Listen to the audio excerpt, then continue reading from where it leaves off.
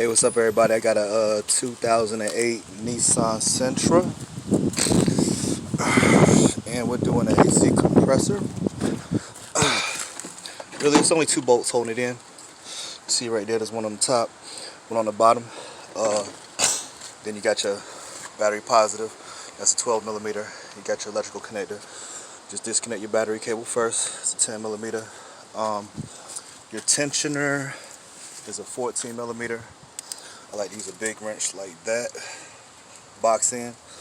And there's your tensioner right there. My light's on it. If you can see it, there's the bolt down there. So it's right there. Let me see. But there it is right there. Right there, that 14 millimeter. And you're gonna push it down. That'll take the tension off the belt. And here's the thing though. Okay, so you got two 12 millimeter bolts on the side, right? Long bolts, real long. So you just back out the bolts about that far, right there.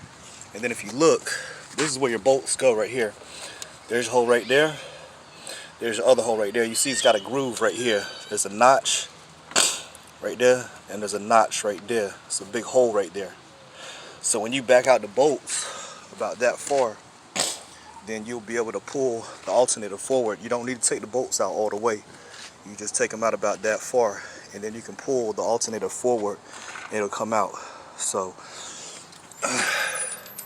because you might like take the bolts out and you'll be wondering like, damn, the bolts are gonna hit right on the frame, so you won't be able to get the bolts all the way out. All you do is you pull them out about that far, and then you just pull the alternator forward and it'll come out.